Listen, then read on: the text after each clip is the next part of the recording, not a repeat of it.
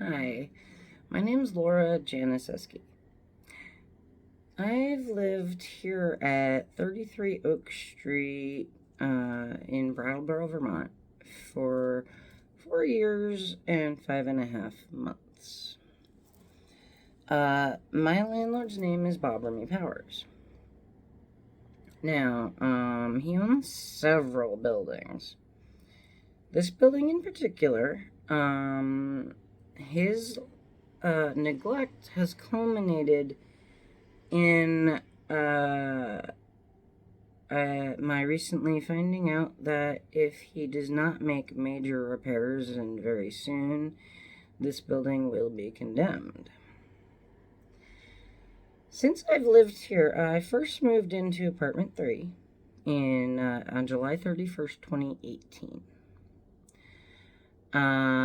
It was a few months before the bed bugs showed up, I assume because he had fogged that apartment before we moved in, but he did not disclose that there were bed bugs in the building. I first noticed the bed bugs when I began getting bit, and then I saw them crawling from underneath a door that was attached to the next apartment. So they were definitely crawling under that gap between apartments.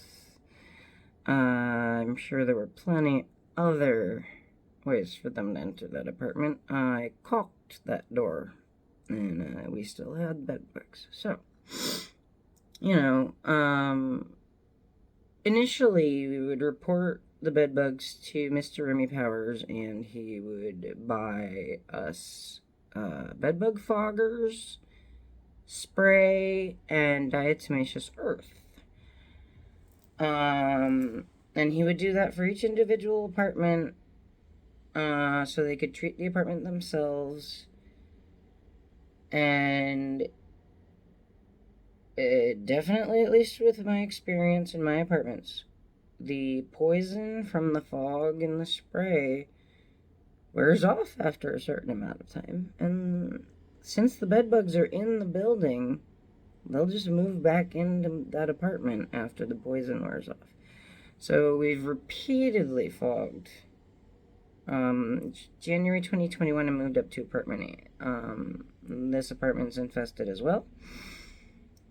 And again, periodically fogging, having a few months of reprieve, and then getting bit again. This past summer, I woke up one day with a bed bug crawling in my ear.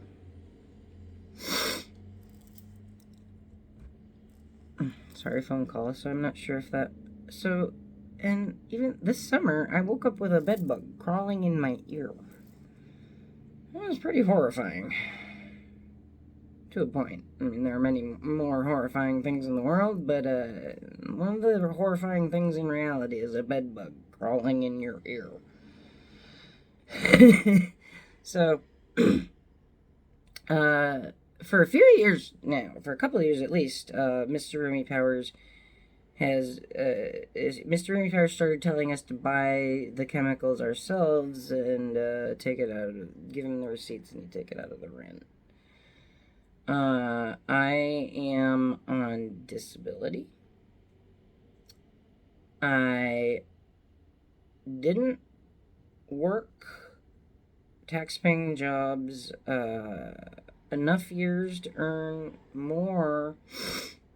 enough to get enough on disability. I did not work. I worked for about 13 years before I realized I was disabled. Admitted I was disabled. So I get a fairly paltry amount in disability, and it's definitely not enough to survive. It's not enough to pay rent and bills, and food. Thank goodness I finally got food stamps again.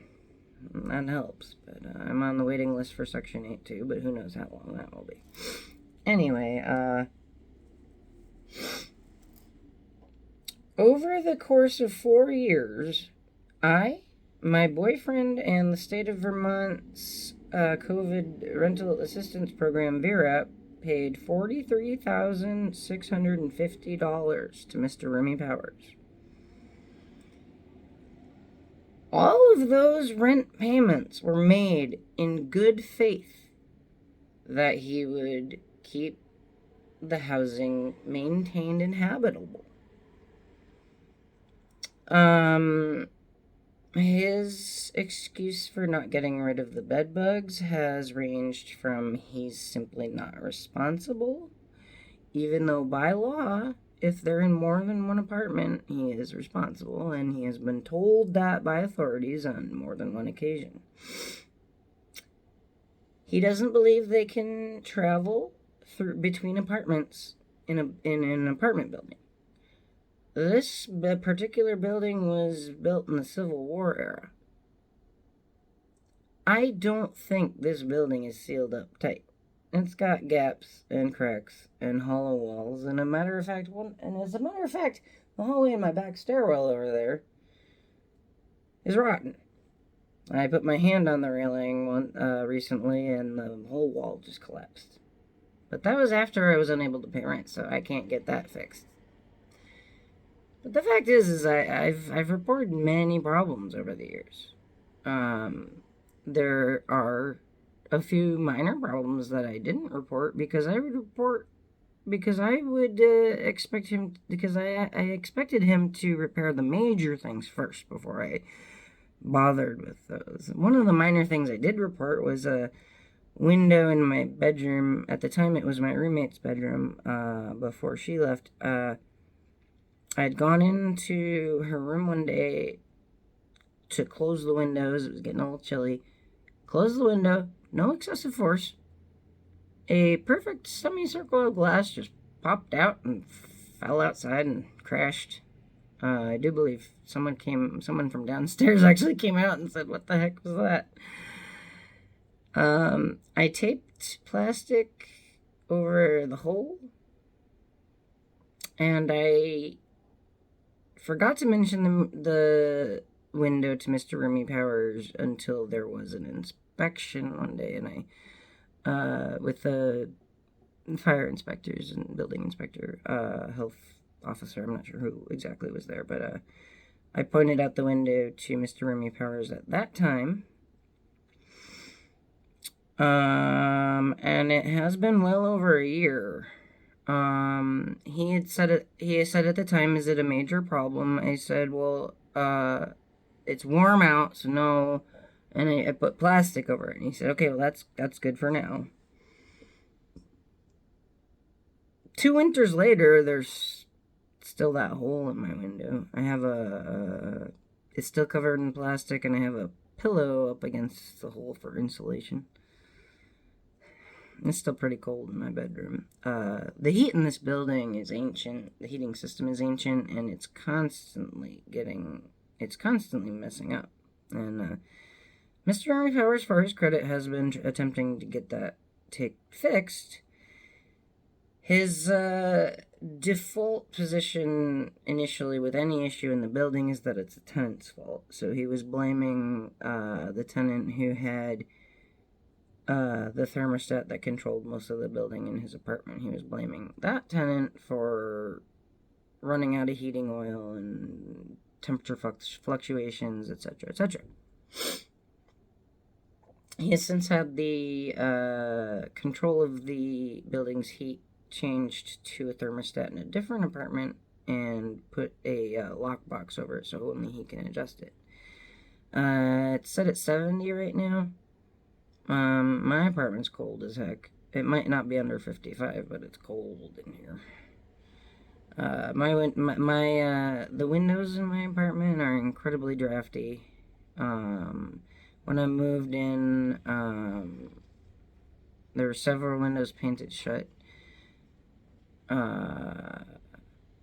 The living room, neither window opens. He had a broken window in the living room covered in plywood before I moved in, and it's remained that way since. So there's no window in the living room that opens, nor is there heat in my living room. I have to put up a curtain between the kitchen and living room to to keep it warm in the rest of the apartment. I've taken pictures. It is consistently under 55 in the living room. During the summer, since we can't open the windows, it gets very hot in the living room. So basically, my living room's been unusable since I've lived here. For the most part, I've used it just mostly for storage. So, that's a whole quarter of my apartment I've been unable to use. The wiring in this building's ancient. My apartment in particular, I have glass fuses. Those big old fashioned glass fuses you screw in. I haven't messed with that fuse box except to replace one fuse, and I replaced it with the same amperage that was in there, but I don't know if the correct amperages are in there in the first place. All three fuses in my fuse box have 20 amp fuses. I don't know if they're supposed to be 30s, 15s, I don't know. I probably will have an electrician check that out if they come here to check out my stove, which I'm waiting to hear back on that. Because okay, so let's get back to some background, a little bit more background with my problems with Mr. Remy-Powers. I mean, I have been unable to get him to make any significant permanent repairs. When I lived in apartment 3, he insisted on simply wrapping a heavily leaky sink pipe with duct tape. That's the only thing he's ever actually repaired, or attempted to repair, other than providing some pesticides for the bed bugs. I've requested my stove replaced. I've told him my refrigerator was starting to fail. Luckily, it seems to be okay at the moment, but it was warm in the freezer for a while. I've requested windows fixed. I've requested, I told him about the collapsed wall. I've requested better locks on the back door to my apartment. There's a chain lock and a slide bolt that goes into the wall only about a quarter or eighth of an inch, and you have to really pull at the door to even get it to go in. And I was told by an inspector that I'm not allowed to have two locks on that door.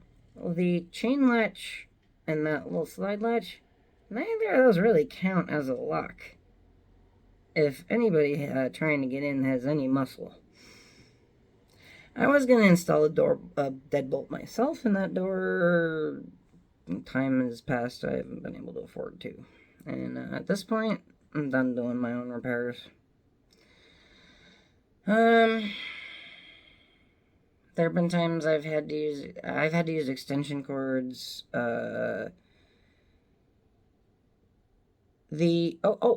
I will admit the damage that has been caused to the apartment since I moved in. I have 2 cats. One cat, Marlowe, he prefers to scratch bare wood, so he chose one of the boards on my bedroom door frame to be his scratching post. Even though I put his bare wood scratching post near it, I covered it in cardboard. He ripped the cardboard down. He's an incorrigible kitty. But next place I move, I'm gonna get some hard plastic to put over woodwork. But anyway, the point is before I move out, that door frame can easily be fixed. It's just a polyurethane board. It doesn't have any molding to it. So I have had a friend offer simply replace that board. So that's not a problem. The other damage is in my kitchen. I have 2 windows, one of which opens but has no screen. I requested a screen be made. I told Mr. Remy-Powers I would take the measurements of the window and send it to him. 4 straight lines, pretty simple measurements. And Mr. Remy-Powers stated that he needed to send a carpenter in to take the measurements because he couldn't trust my measurements. 4 straight lines. So, at the time my roommate was here, didn't like strangers in the apartment. I didn't feel like waiting forever, so I actually took the measurements myself, and I made a screen, and it fits. And, I'll take that screen with me. I don't think I saved the receipts, so I'll just take the screen with me. Other improvements I've made to this apartment, I added a latch to a cubby door. I added a hook latch to the kitchen window. I replaced the doorknob on the front door that just literally broke and fell out one day. I've replaced the deadbolt several times because the key's been lost. So when I move out, I will be taking the new doorknob that I paid for and replaced myself. I will be taking all but one deadbolt out of the several I have. I will be removing the latches I've added to make things more convenient. I'll be removing any extra little improvements I made.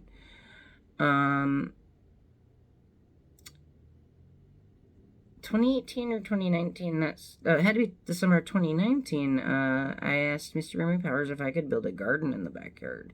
There was an old deck detached from the house sitting in the middle of the yard. And he gave me permission to demolish that old deck and build a garden. So I did. And I did all the work myself, all the labor. Over the course of a few years, I spent hundreds of dollars on garden fencing, potato bags, strawberry beds. I built a cucumber rack, bean poles. I bought fencing to put around the garden. That garden is entirely made from my sweat and my money. When I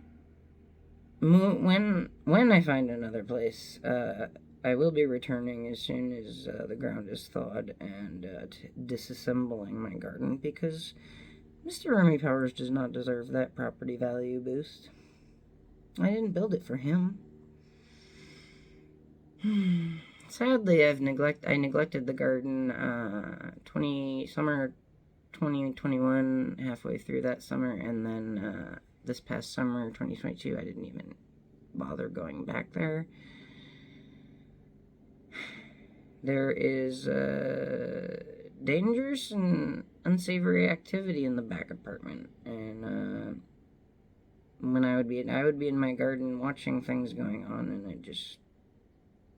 I couldn't handle it, so I abandoned my garden, which did not help my mental health. I'm supposed to look at the camera and keep looking at the other. Let's see. Mr. Remy-Powers has accused me of being on drugs, for one thing, for the reason why I was unable to pay rents in September. I'll explain that in a moment. That was yesterday. He accused me of being on drugs that changed my personality and made me a horrible tenant. So I ordered 2 saliva tests from Amazon, 12-panel drug tests, and I'm gonna videotape the whole process of me taking both tests when they arrive, so that Mr. Remy-Powers can see I didn't forge anything. And I'll tell you what's gonna show up on those drug tests. Marijuana, which is legal here in Vermont. Amphetamines, because I am prescribed Adderall and I do not abuse it. And benzodiazepines, because I am prescribed clonazepam and I do not abuse it. But those will show up on the drug test, and that's all that will show up on a drug test. There will be no opioids, there will be no cocaine, there will be no meth, there will be nothing. And, this is just a guess. But even though I'm going to film the entire process of me taking the tests, I will not even unopen the drug tests until I start the video, so Mr. Remy-Powers can see I did not tamper with them from the beginning. This is just a guess, but something tells me he's gonna say I faked it anyway and I'm on drugs. He said I asked him if he had proof I was on drugs. He said he doesn't need proof because he's an expert on addicts.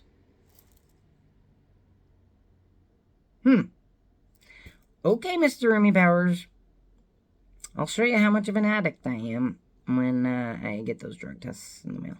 So, onward. September 2022. Mr. Remy-Powers' rent payment from VRAP for August was being withheld from him for over a month.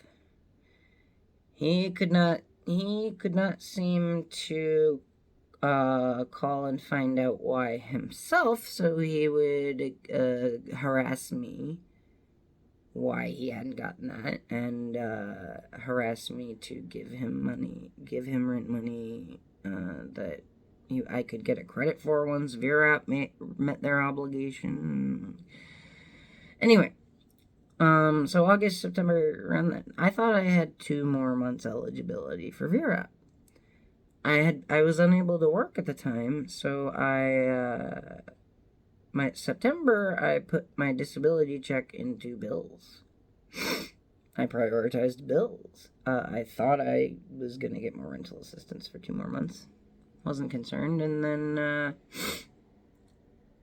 September comes around. 5 days after my September rent was due, Mr. Remy-Powers began harassing me again, implying I was a bad tenant because I hadn't paid rent yet and because he hadn't received August rent from VRAP. I called VRAP again finally, and they finally released the August rent to him, and I found out I was not eligible for 2 more months. I had used up all my assistance. I explained that to Mr. Remy-Powers, and I told him I intended to catch up, but I wasn't working. I couldn't. I did go back to work, but I was in agonizing pain. But I went back to work. Once I found out I didn't have any more rental assistance, I intended to catch up. October rolled around, and I couldn't work. I just couldn't keep working. I was in too much pain. So again, October, I prioritized my bills. For a couple of reasons. One reason being, I need to stay connected to the civilized world if I'm gonna find a second job, or a new apartment, or communicate with the landlord, or survive.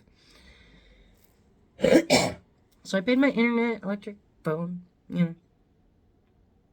But I didn't prioritize rent.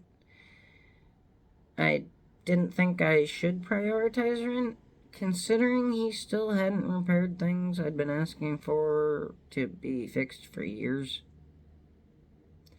November rolled around, same situation. I'd still been unable to find a sit-down job.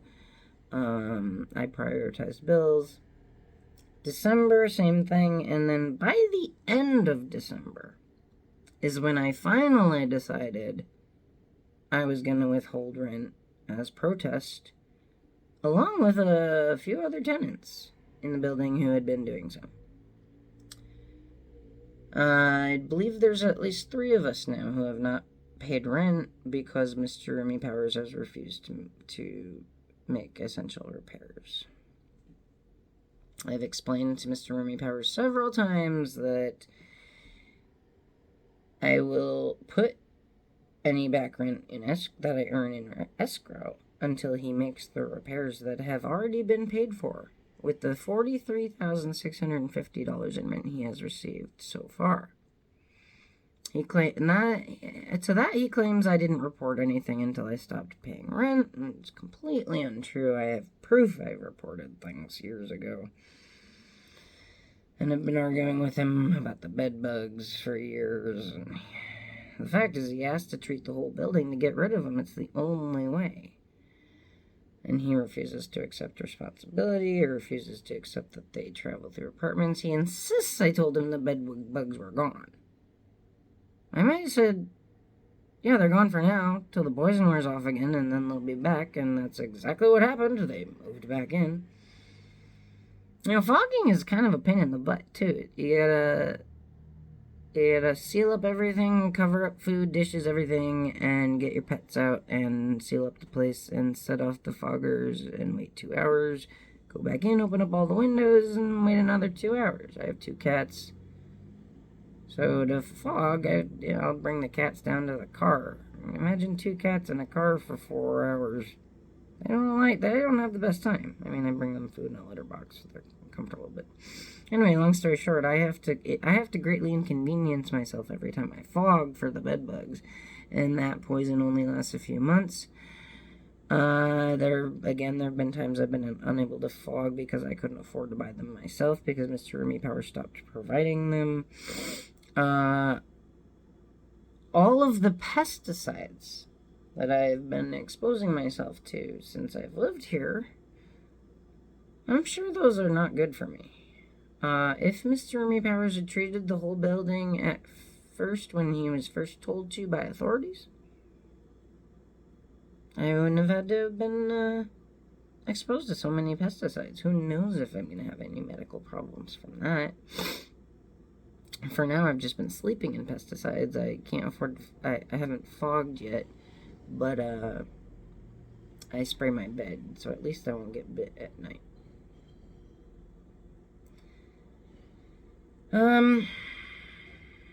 So let's see, what else? There's a skylight out in my stairwell that before I moved up to this apartment, it broke, and he had it covered in plywood.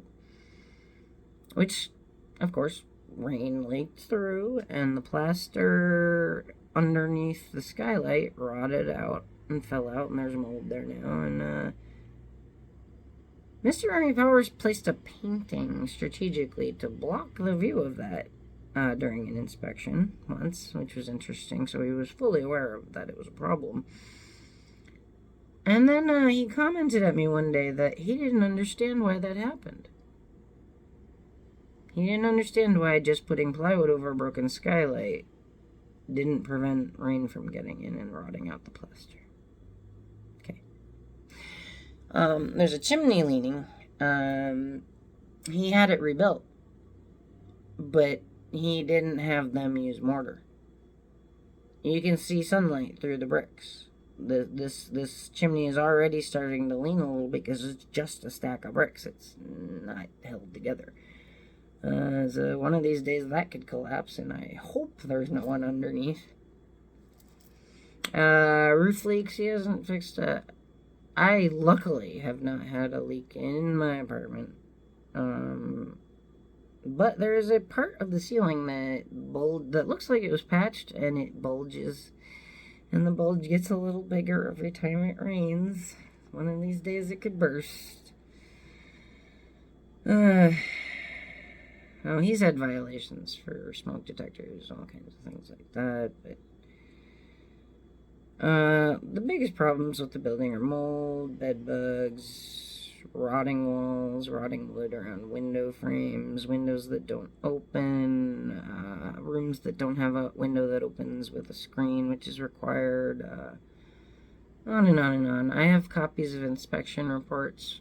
Since I've lived here, he failed every single inspection, has been issued fines and citations, and apparently he can afford to pay those citations, but he hasn't been able to afford to fix anything. So. Anyway, I've been looking for a new place for months. It's really hard to find a new place when you have a very, very limited income. And you have the stigma of living in an infamously horrible building. There's a stigma attached to anyone living in this building because of the activities of the one back apartment. So you tell any other landlord in town you live here, they assume you're a druggie too. I mean, I'm assuming that they assume that. I mean, the thing is every apartment I've applied for, once I told them where I live, they stopped talking to me. I don't get it. Or maybe that's because I told them I'm on disability? I should try to find that out, shouldn't I? In any case, I can't really afford more than $1,000 a month in rent, and that's if I'm able to work. I need to get my CPR recertification for my regular job, and I've been door dashing. Can't really earn a lot on DoorDash either. It's a little weird, but anyway. At this point, if Mr. Remy-Powers fixes the building before I move out, I'll consider paying back rent in installments.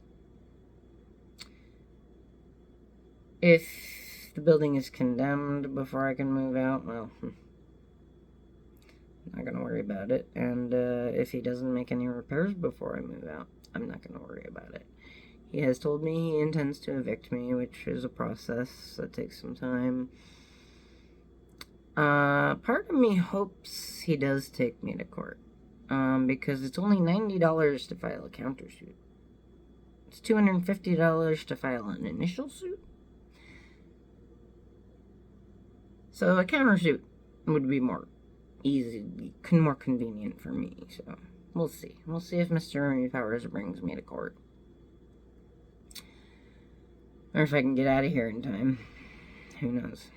But the building might be condemned before anything of that sort can happen.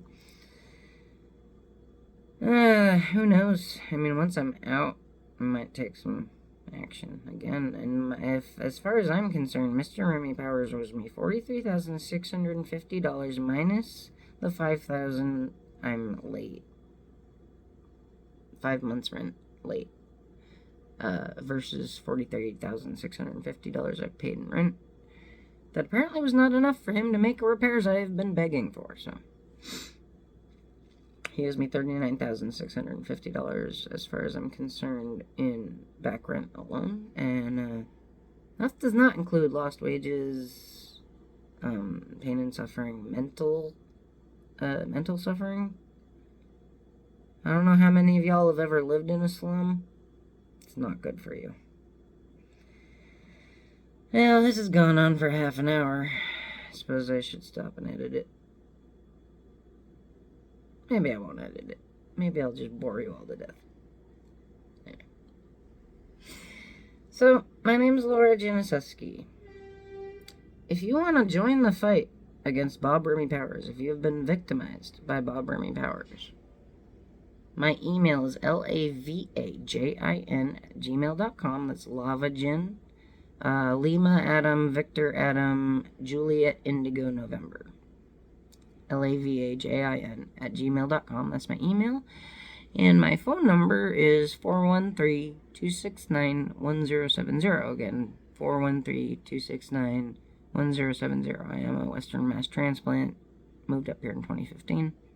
I love it up here. So, I think that is about it. Of course, feel free to comment, share, spread the word. I have begun a crusade. I began the public crusade against Mr. Remy-Powers last night at the town meeting. Spur of the moment decision. I ad-libbed my speech, and I intend to go to more town meetings and present more evidence against Mr. Remy-Powers. And I intend to take any and all action I can take to get Mr. Remy-Powers banned from ever owning rental property again. Honestly, his neglect could be due to mental deterioration, which is not his fault, and is very sad. But his arrogance will not allow him to consider whether that he might be mentally deteriorated. His arrogance is strong. He thinks he's an expert on many things. He's never wrong. It's interesting, too, because he changes his answers a lot, so which one's the right answer? That makes you never wrong, Mr. Remy-Powers. I'm confused. Anyway, Mr. Remy-Powers thinks so many people love him. And from what I hear, people did used to love him because he used to be a great landlord. But not so much anymore. He's pretty infamous now. It's sad, but his tenants are suffering because of it. So it's hard to have too much sympathy for him, if you know what I mean.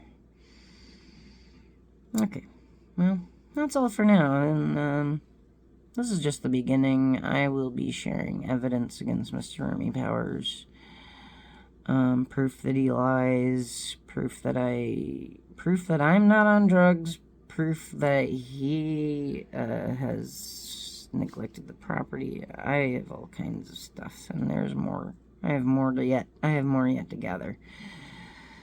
So, keep an eye on this channel. Subscribe if you feel like it.